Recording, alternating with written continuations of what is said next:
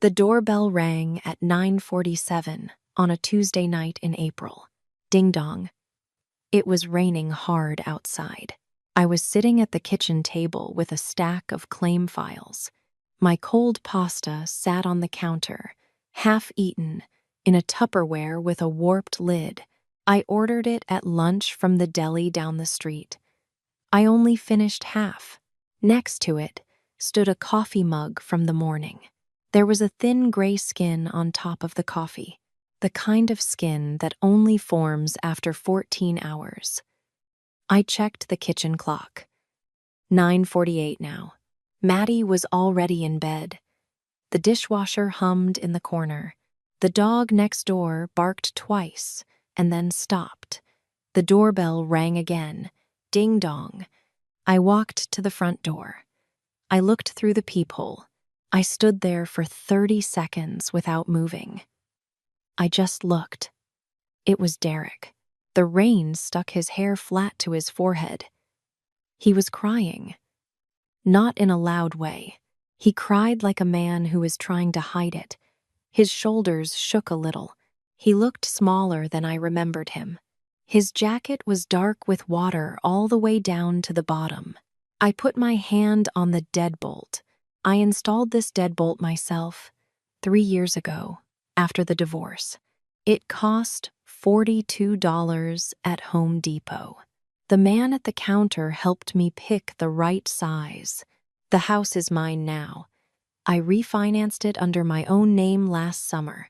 The mortgage is $1,840 a month. Every dollar of it comes out of my own paycheck. I opened the door with the chain still on. A 4-inch gap. That was as far as he was getting tonight. What? Rachel. Please. I just need one night. No. Tasha threw me out. I have nowhere to go. Please. I closed the door. I didn't slam it. I just closed it quietly and turned the deadbolt. The little click was very loud in the front hall. Something inside me shut down at the same time. I walked back to the kitchen. I put the kettle on. My hands didn't shake. I wasn't happy. I wasn't sad. The feeling didn't have a name. It was a little like the feeling I get at work. Sometimes I open a claim file and find out the claimant already passed away. The paperwork is still there. The claim is still real, but you don't have to talk to them anymore. You don't have to listen to anyone cry on the phone about how they lost everything. The rain kept falling on the roof. I could still hear him out on the porch. He didn't ring the bell again. He sat down on the step. The wood creaked under his weight. Something in me wanted him to stay out there. Wanted him to get wet. Wanted him to wait for a long time. I didn't call the police, even though I could. I didn't open the door and tell him to leave, even though I could. I just let him sit on my porch in the rain. I couldn't figure out why yet. Then I heard footsteps on the stairs. Maddie came down in her panda pajamas. Her hair stuck up on one side. She stood at the bottom of the stairs and looked at me. "Mom, who's that outside?" I froze. I didn't have a good answer. "Just somebody, baby. Go back to bed." She turned to go up. Then she stopped. She looked back at me. Her hand rested on the railing. "He's been there a while." I looked at the cold pasta on the counter. I didn't say anything. She went upstairs. I heard her bedroom door close. Soft. I stood in the kitchen for a long time after that. I thought about the chain on the door, about the 4-inch gap, about how Derek's eyes looked through it. Wet and small. He looked like a man begging for something. Not money. Just shelter. And I closed the door on him anyway. The kettle was screaming. It was screaming for a long time. I didn't turn it off. I just stood there with my hand on the counter. I listened to that high, thin sound fill the kitchen. The rain kept falling on the porch. Outside, my ex-husband sat on the step with his head in his hands. I didn't go to him. I didn't go to bed. I didn't even turn off the kettle. I just stood in my own kitchen and listened to the noise. I never opened the door again that night.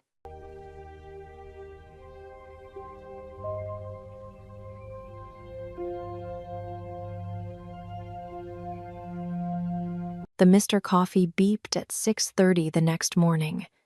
Beep, beep, beep. I pressed the button. I didn't sleep much. Maybe 2 hours. I made a fresh mug of coffee. I told myself I would not let this one sit for 14 hours. I would actually drink it. I stood at the kitchen window. The sky was a weak gray. I looked out at the driveway. Derek was asleep in a 2011 Honda Civic. The window was fogged with his breath. His eyes were closed, and his mouth was open a little. He parked at an angle, slightly over the line of the neighbor's lawn. The neighbor would not like that. Maddie came down for breakfast. She poured Cheerios into her bowl. She looked out the window. "Mom, who is that man?" I sat down at the table. I knew I had to tell her. I couldn't put it off anymore. Not after she saw him on the porch last night. "That's your dad." She didn't cry. She didn't gasp. She didn't have a big reaction at all. She sat very still for a moment. Then she ate a spoonful of Cheerios. "Why is he sleeping in our driveway? He has nowhere to go. Did you let him in?" "No." She kept eating. She didn't ask anything else. Maddie is the kind of kid whose feelings don't come out the way the books say they should. She just sat there, eating Cheerios, processing it on her own. I watched her, and I realized something. She wasn't shocked, because she didn't really remember her dad. 8 years old is not an age that holds on. Her father was a concept to her, not a real person. She somehow got away with not having a dad. Not because she's weak, because she's strong. I drove her to school. We passed the Honda on the way out. She didn't turn her head. She just looked at her phone. I felt two things at the same time. I was proud of my daughter, and I was bitter for myself. I did a good job raising her without Derek, but that also meant Derek was never really needed. He didn't matter. He was, in this moment, just a car in the driveway, not a person. I got to the office at 8:15. I'm a senior claims adjuster at a regional insurance company. I got promoted 6 months ago. I make $74,000 a year. It's enough for the mortgage and Maddie's clarinet lessons and a small emergency fund. Not much more. I opened my first file of the day. An auto accident in Dayton. A 42-year-old man wrote in his statement, "I lost everything in this crash." I've read that line 1,000 times in my career. People write it on every other claim. Today, it hit me. I put the file down. I walked to the restroom. I splashed cold water on my face. I almost broke down right there, but I held it back. I just stood there and looked in the mirror at 38 years old, the bags under my eyes, and the foundation I smudged with the water. Then I went back to my desk. I processed the file. I approved $4,200 for the repair. I moved on. There were 14 more files in the queue. When I came home that evening, Derek was still there. This time, he stood next to the car. He looked worse than he did at 6 in the morning. He didn't shave. His shirt was wrinkled. There was a brown coffee stain on the chest, near the second button. "Rachel, please. Just one night. Just till Friday. I'll be gone Friday morning." "Why Friday?" "I'm working on something." I just need a roof for 2 days. I didn't believe a word of it. But I said yes. I have asked myself, since then, why I said yes. I think I know now. But I didn't know in that moment. I walked inside. I grabbed the keys to the garage, not the keys to the main house. There's an old sofa out there that I keep for visitors. There's a space heat. There's a half bath. It's not nice. It's a place to sleep. You sleep here. You don't come in the house. You don't talk to Maddie unless I'm there. Friday morning, you're gone. Thank you. Thank you, Rachel. Don't thank me. I didn't look at him. I closed the garage door and walked back inside. I want to be honest about this. Since I'm telling the story, I didn't let him stay out of kindness. I let him stay because part of me wanted him to see. I wanted him to see the house I pay the mortgage on. I wanted him to see how much Maddie has grown, even from a distance through a window. I wanted him to see how well I've survived without him. That was control wearing the mask of compassion. I knew it then. I know it now. That night, after Maddie went to sleep, I sat with my laptop at the kitchen table. I pulled up old financial records. I went deep into the folders, into things I didn't touch in 4 years. I found something I forgot about. LLC papers, dated the 14th of March 2020. Derek added me as an authorized signer on a small LLC. He opened for tax purposes, he said at the time. I signed without reading much. I trusted him then. The account was almost empty now. $312 in business checking. Nothing else. But my name was still on the paperwork. I was still an authorized signer. 4 years passed, and he never took my name off. I stared at the screen. He tied my name to his business and forgot to take it off. I still had the right to act on the account. I didn't know yet what I would do with that right. I closed the laptop.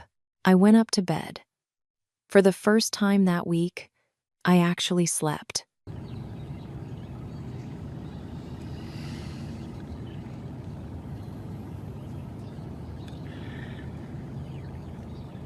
Friday morning, breakfast. Mom, did Dad really live in our garage? For 2 days. Then he leaves. Will I meet him? Do you want to? She thought about it. She turned her spoon in her cereal. I don't know yet.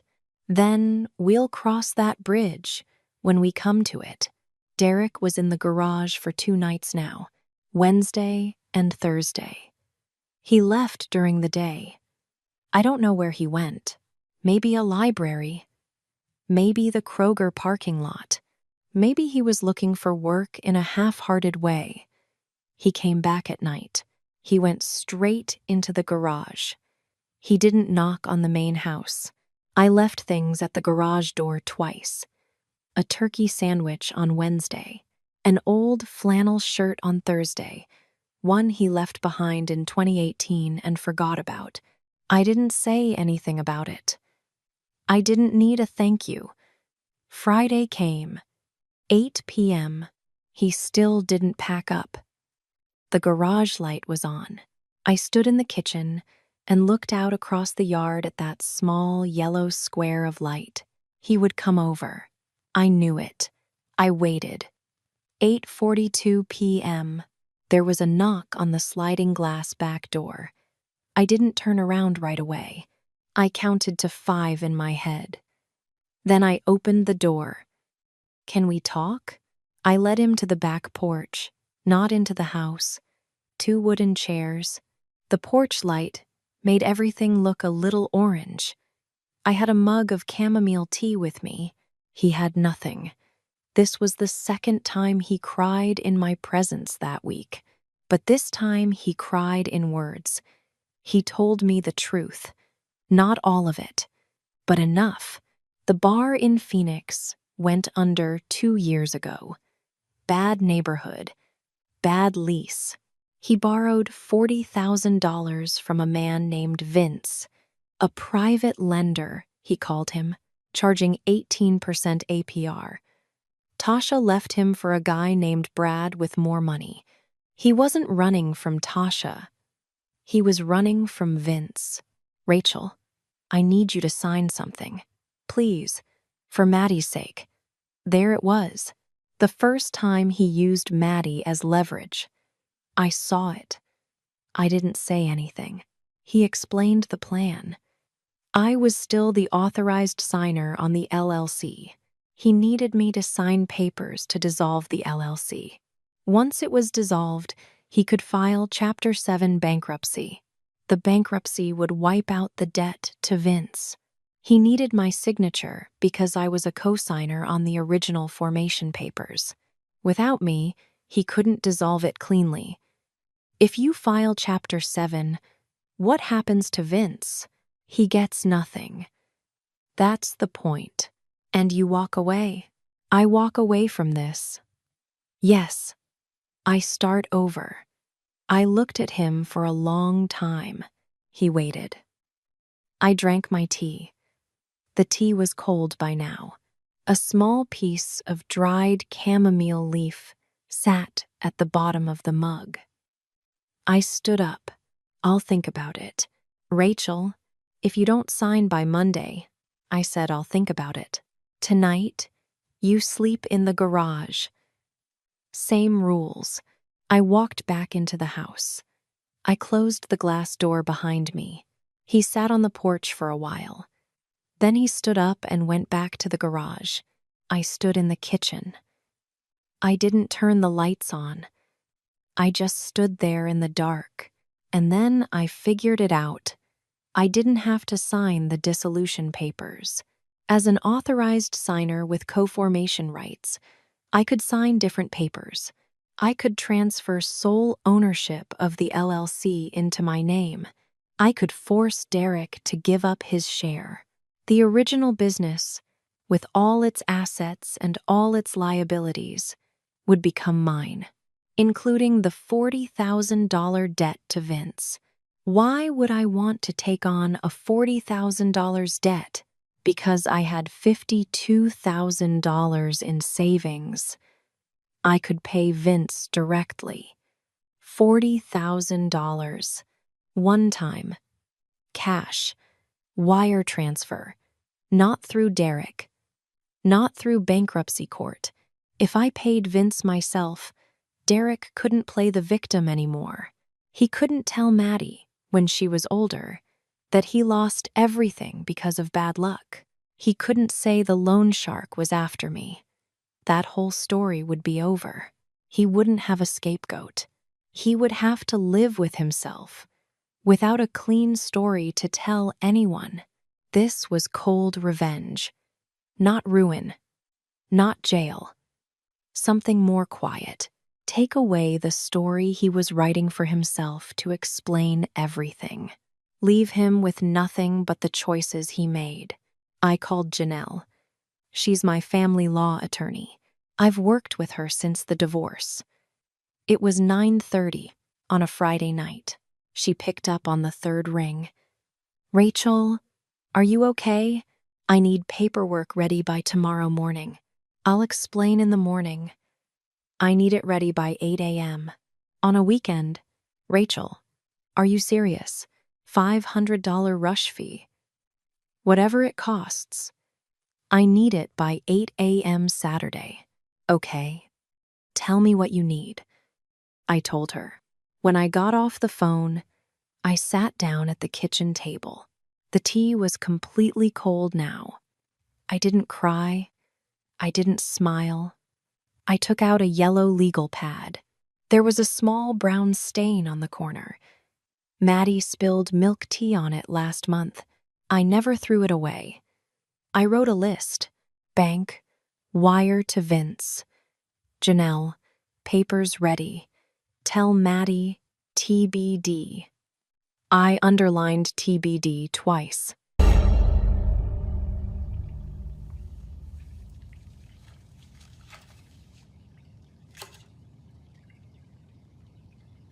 Saturday morning, 9 a.m. Maddie was sleeping over at her friend Olivia's house. I dropped her off the night before with a sleeping bag and her clarinet for practice. I sat at the kitchen table. There were 3 things in front of me: my open laptop, on the Wells Fargo login page, a full mug of coffee with no oily skin on top this time, and a small stack of 3 papers. Janelle dropped off at my front door at 7:45 inches the morning. Derek came in through the sliding glass door. I told him to come at 9. I invited him into the main house for the first time in 3 years. He stepped over the threshold. He tried not to look around, but I saw him looking. He noticed the new paint on the kitchen wall. He noticed the new bookshelf in the living room. He noticed the photo of Maddie at her clarinet recital on the fridge. He was taking inventory of my life. I didn't say anything about it. I just pointed at the chair across from me. Sit. He sat. I reviewed the LLC. I'm still an authorized signer. You added me on the 14th of March, 2020. You didn't tell me what it was really for. It was just for tax purposes. It was so you could use my credit if you needed to. We both know that. Don't insult me at this table. I called him out right there. He didn't argue. He went quiet. It was the first time all week he really shut down. I'm going to sign papers today, but not the ones you brought. I slid Janelle's 3 pages across the table. Sole ownership transfer. The LLC becomes mine. You sign a quitclaim. You give up all claim to the business, all assets, all liabilities, past, present, future. Janelle finished it by 8 a.m. What? Rachel, you can't. I can. Authorized signer with co-formation rights. If you don't sign by noon, you're trespassing on my property tonight. I will call the Hamilton County Sheriff. They take 45 minutes to get here. That's plenty of time for you to pack the Honda. Why are you doing this? The LLC is worth nothing. There's $312 in checking. There's $40,000 in debt to Vince. You're taking on a $40,000 liability for a company with no assets. I know. Then why? I drank my coffee. I set the mug down on the table because I'm going to pay Vince directly. Today, wire transfer. What? $40,000. From my savings. Vince gets paid in full by 5 p.m. today. The debt disappears. The LLC dissolves clean. No Chapter 7 needed. No court, no record. You walk away with nothing. And no story. He stopped crying. For the first time all week, he stopped. He stopped because he was trying to understand what I just said. But Vince was the reason. Vince was why I came back. If you pay Vince, I have no excuse. I know. That was the moment. I said it flat. Not loud, not dramatic. One short, quiet sentence. You came back here crying because you needed me to get rid of Vince. You were going to use Maddie. You were going to talk about old times' sake. You were going to spin a story. And in 5 years, when Maddie is 16 and asks me why her dad disappeared the second time, you wanted there to be a tragic backstory. Bad luck. Loan shark. Forces beyond your control. I took a breath. I'm taking that story away from you. After today, when you leave clean. No debt, no Vince, no reason, just the fact that you left. And the fact that you came back when you had nowhere else. And the fact that you couldn't even do that without lying to me. Rachel, Sign the papers, Derek, or pack the Honda. He sat with his hand on the table. The hand was shaking. I think he was realizing, just then, what I was actually doing. I wasn't saving him. I was putting him in a different kind of prison. A prison without a scapegoat. He would have to live with himself. Without Vince to blame. Without the failed bar to blame. Without Tasha to be angry about. Just him and the choices he made. He picked up the pen. It was a Bic pen. The cap had teeth marks on it. Maddie chewed on it last year while doing math homework at this same table. He didn't know that. He turned the pen between his fingers and signed in 3 places. Initial, date, signature. I signed my parts. I slid the papers back across the table into a pile. Janelle will pick up these papers at 1 p.m. The wire to Vince goes out at 11 a.m. I'll text you the confirmation when it's done. You have until tomorrow morning to be out of the garage. Take what you need. Leave the heater. Leave the key on the workbench. Rachel, please. Where am I supposed to? I don't know, Derek.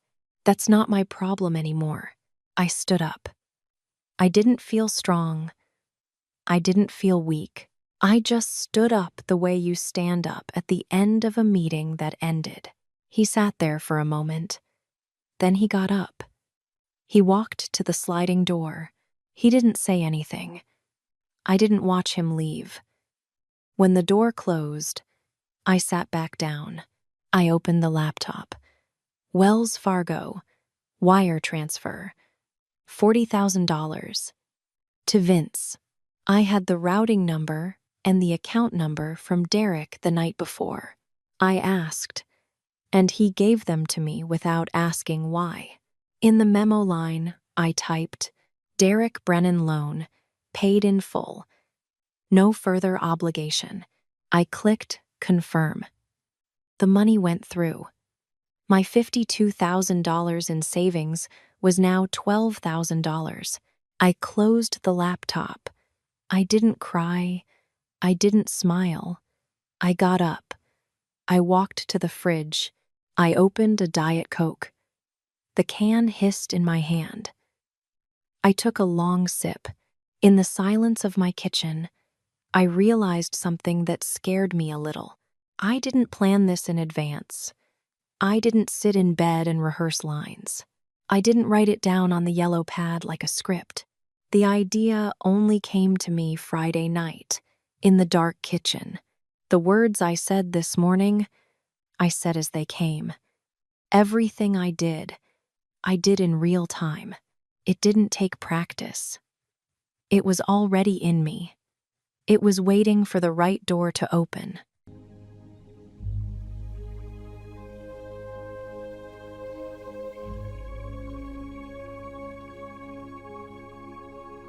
Two weeks later, Sunday morning.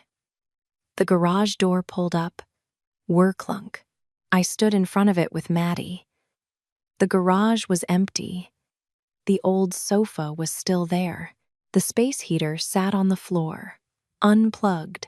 On the workbench, the garage key sat on top of a yellow post-it. The post-it was blank. Derek didn't leave a note. Maddie stood next to me in a Cincinnati Reds hoodie. It was too big for her. It used to be mine in 2008. Mom, where's Dad? I sat down on the garage floor.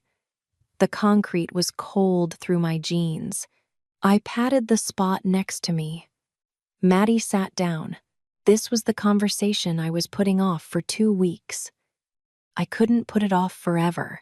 Dad came here 2 weeks ago because he needed money. Did you give him money? I took care of what he needed. He's gone now. Will he come back? I don't know, baby. Maybe he will. Maybe he won't. I can't answer that. She didn't cry. She just sat there, looking at the old sofa. After a long pause, she said, I used to think about Dad whenever I saw a green Honda, because I thought he had a green Honda when I was 5. Do you remember, Mom? Yes, it was a red Honda Civic. Not green. Red. Right. So now I've seen Dad. I watched him from my window for 2 weeks. He slept in the car for one night. Then he stayed in here. I didn't feel anything. Is that wrong, Mom? If I don't feel anything? I put my hand on her head. Her hair was warm. She kept looking at the sofa. I didn't say no, it's not wrong. I didn't say everything will be okay. I didn't say feelings come and go. I just sat there with my hand on her head for a while. I don't know, Maddie. Maybe it's not wrong. Maybe it's good not to feel things for people who don't deserve your feelings. Did you feel anything? I did. Once. A long time ago. I got over your dad a long time ago, but not the way I thought I would. I decided what to feel and what not to feel. That's something you'll learn one day. Maybe. She nodded. She stood up. I'm hungry. Pancakes? Yeah. She walked into the house. I stayed on the cold floor for another minute. Then I got up. I walked to the corner of the garage, where I keep a small plastic bin from Target. It cost me $14 last spring. Inside the bin was the wedding photo box. I haven't opened it in 3 years. I opened it. The smell of old paper came up. There was a little dust in the corners. I took out one photo. It was me and Derek at a friend's garden party in 2014. I was 32 then. He was 35. We were both laughing. It was a real moment. I couldn't say it was fake. It really happened. But it was the past now. It was over. I didn't cry. I didn't tear it. I didn't burn it. I put the photo back inside the box. I closed the lid. I put the box back on a higher shelf. Not hidden, not thrown away, just out of reach. Derek was the one who fell apart, not me. I went inside. I made pancakes. Maddie sat at the table scrolling on her iPad about whales. I flipped a pancake with a $3 plastic spatula from Walmart. The spatula has a small crack in the handle. That evening, I went to Cheryl's for poker. Cheryl hosts poker night once a month in her basement. There are 4 of us. Cheryl, who's a real estate agent, Donna, who works as a dental hygienist, Linda, who used to be a school counselor and is now retired, and me. The poker table is green. The chips are blue, red, and white. Cheryl puts pretzels from Trader Joe's in a ceramic bowl in the middle. There's always a half-empty bottle of Yellowtail Shiraz. I won that round. I had a full house. Kings over 3s. I pulled in the chips. About $47 in the pot. You've been quiet tonight, Rach, Donna said. Just tired. Long week? Linda asked. 2 long weeks. Cheryl looked at me. She has known me for 6 years. She knows about Derek. She knows about the divorce. She didn't ask anything else. She just dealt the next hand. I didn't tell them about Derek. I won't tell them. This is mine. Not because I'm embarrassed. Because some things don't need to be told to exist. They happened. They ended. To tell it at poker night would only turn it into a story. I don't want it to be a story. I drove home from Cheryl's around 11 p.m. The street was quiet. Most of the houses were dark. I stopped at a stop sign on Madison Road. A red Honda Civic drove past. A 2011 or a 2012. I couldn't tell from the back. The taillights glowed and then turned the corner. I didn't look long. The light turned green. I drove on. I got home. Maddie was asleep. I turned off the lights. I walked past the garage door, which was closed and locked. I went into my bedroom. I got into bed. I thought about a case file for tomorrow. An auto accident in Sharonville. A 5-5 year old man. The repair estimate was $7,800. I fell asleep. I can't believe I found this. Look at us back then. So many memories here. I have some comments about this story. That $40,000, right? That's what got me. She didn't want revenge. She wanted to take away his excuse. And I'm here for it.